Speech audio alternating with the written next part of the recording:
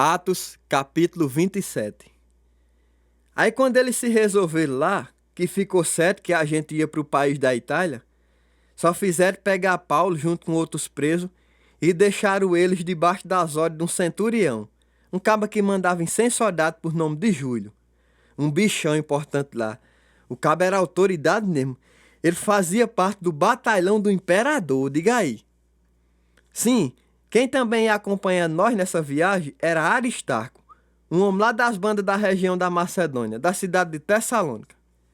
Nisso, só fizemos entrar num navio lá que tinha vindo da cidade de Adramítio e ia fazer uma rota parando nos cantos lá da região da Ásia. Aí tiremos mar afora. Quando deu o outro dia, a gente já estava chegando na cidade de Sidom. Paramos por lá, aí o centurião Júlio foi e fez uma gentileza muito grande a Paulo. Deu permissão a Paulo para ele ir nos amigos que ele tinha por lá para receber deles uma ajuda, para a viagem. E assim foi. Aí depois disso nós só fizemos seguir viagem, beirando ali pelo lado de cima, mais para o norte da ilha de Chipre. Porque era uma ventania medonha contra o navio. Tava ruim a rota.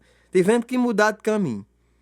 Aí passamos por lá e saímos navegando no meio do marzão, passando pela região da Cilícia, da Panfilha, até que paramos numa cidade por nome de Mirra. Isso já era na região da Lícia já. Nisso, o centurião Júlio deu fé de um naviozão parado por lá que tinha vindo da cidade de Alexandria. Aí foi se informar. Epa, esse navio tá indo pra onde, meu caro? Tá indo pra Itália, meu senhor, e vamos já sair. Opa, pois deu certo demais, viu? Tamo indo pra lá também. Bora, a gente vai nesse agora. Só fez botar nós nesse navio e seguimos viagem.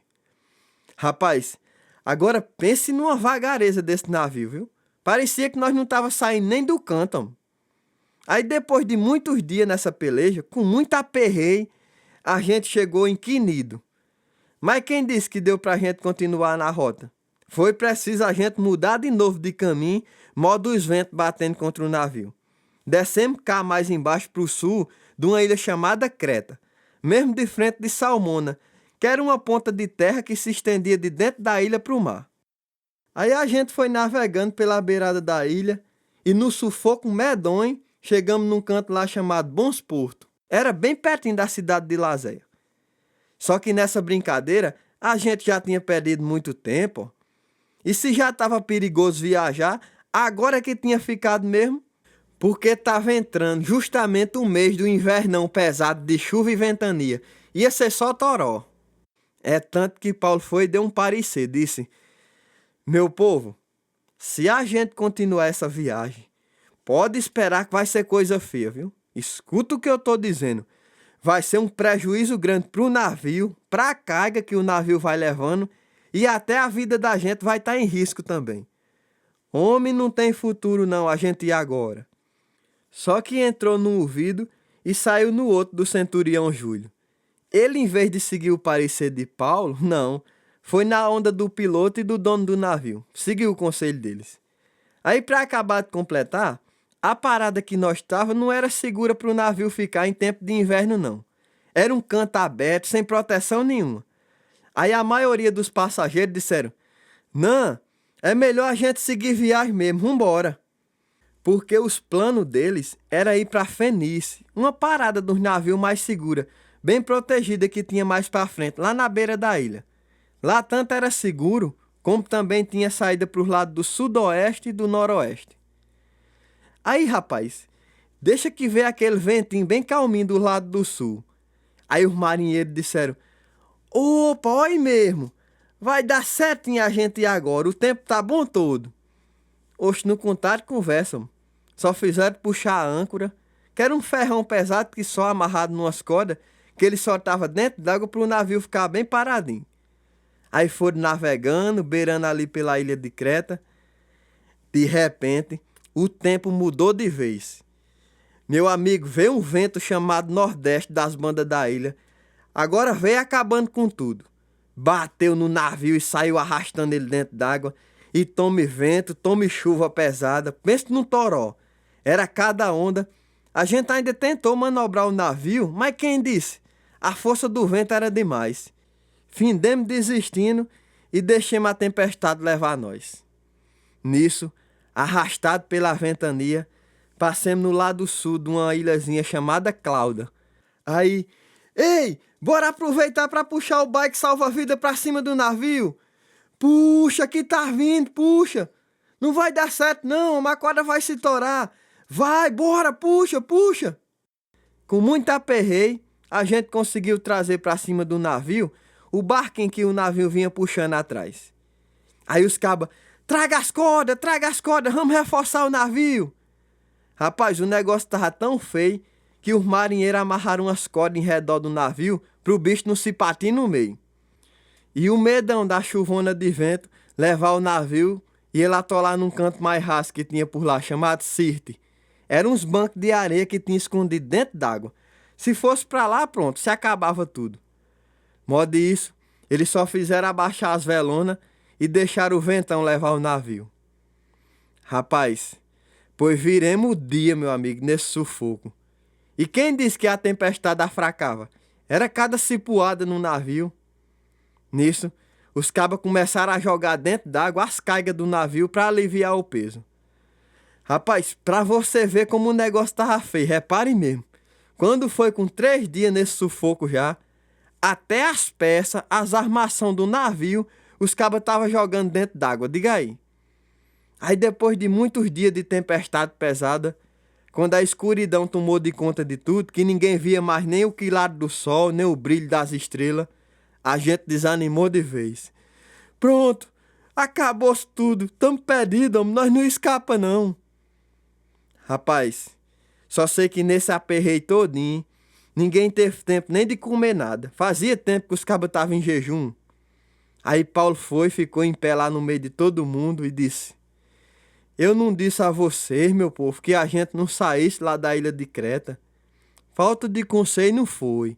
Se tivesse tomado meu conselho, passado o inverno por lá, não tinha tido esse prejuízo, uma perda desse tamanho. Mas não vamos desvanecer não. Vamos se animar que ninguém aqui vai morrer. O navio é de certeza afundar. A gente vai perder o navio. Mas todo mundo vai ficar vivo. A gente vai ser arrastado para uma ilha aí. Eu digo isso de certeza porque essa noite apareceu a eu um anjo da parte do Deus, a quem eu pertenço e sirvo, e me disse que eu não tivesse medo não. Me garantiu que eu ia chegar diante do imperador César. E disse também que Deus, pela bondade e os favores dele, estava protegendo a vida de todo mundo que está nesse navio, mais eu. É por isso, meu povo, que vocês se animem. Não amofinem não, que eu acredito em Deus e tudo vai sair de conforme ele falou. Aí passou-se, né? Quando foi com 14 dias já nesse sofrimento de tempestade, o navio batendo num canto e no outro, arrastado no marzão Adriático, os marinheiros sentiram com ele, isso de 12 horas da noite. Pior, estamos chegando em terra. Pega a sonda. Que a sonda era um aparelho como se fosse um prumo, sabe? Que eles usavam para medir a profundidade da água. Jogado na água, aí puxado para medir. 1, 2, 3, 4. Vixe, tá dando 37 metros. Aí com um pedacinho jogado de novo dentro d'água, e quando mediram, tinha diminuído 10 metros já. Tava dando só 27 agora. Homem, isso era os cabas tudo morrendo de medo. Porque se continuasse do jeito que tava, era capaz de o navio bater num lajeirão de pedra que tinha lá pelo mar. É tanto que os marinheiros foram e soltaram dentro d'água 4 âncorazonas pela parte de trás do navio. E era tudo torcendo, rogando até pelas caridades que o dia amanhecesse logo. Nisso, os marinheiros foram para a parte da frente do navio, aí foram e abaixaram o bike salva-vida dentro d'água.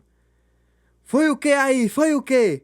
Não, nós resolve aqui, estamos soltando as âncoras da frente. O quê? Isso era só conversa, menino. Os cabas estavam se planejando fugir do navio. Nisso, quando Paulo se ligou no movimento, foi e disse ao centurião que estava no comando e aos soldados: Oi, se esses homens fizerem o que eles estão se planejando, de abandonar o navio, pode ficar certo que vocês não vão escapar não. Oxi, pois na mesma hora os soldados frecharam lá e só fizeram cortar as cordas do bike salva-vida e a água levou o bicho embora.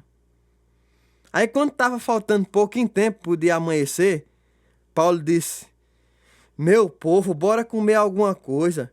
Já faz 14 dias que vocês estão nesse aperreio sem comer nadinha.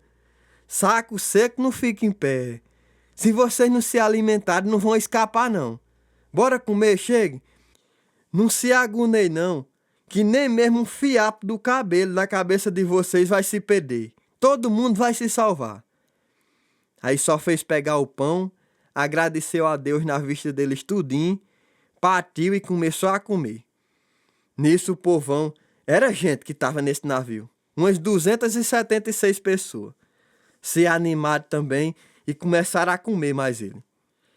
Aí depois que comeram até dizer chega, que encheram o bucho, pegaram e jogaram as cargas de trigo dentro d'água para aliviar o peso do navio.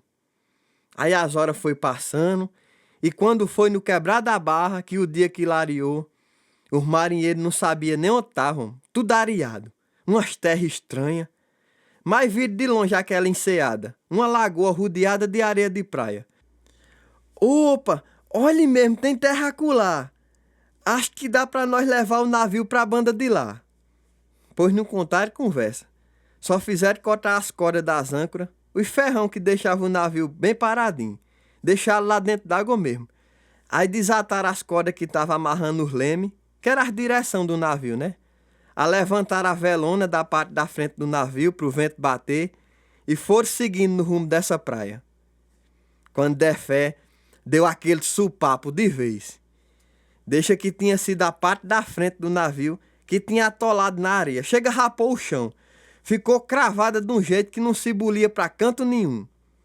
Quando pensa que não, prá, só se escuta o estralo. Pois não foi a parte de trás do navio que tinha sido quebrada pela violência das ondas, diga aí. Quando os soldados viram o movimento, puxaram os punhal da bainha. Bora, bora matar os presos antes que eles pulem dentro d'água e fujam. Só que o centurião Júlio, para livrar a pele de Paulo, né, disse: não, ninguém vai matar ninguém aqui não. Quem souber nadar, pode pular primeiro dentro d'água e vai em procura da terra. Já os outros que não souberem, se salve se agarrando nas taubas, na pedaceira do navio que está boiando na água. E assim foi. Desse jeito, todo mundo chegou são e salvo em terra.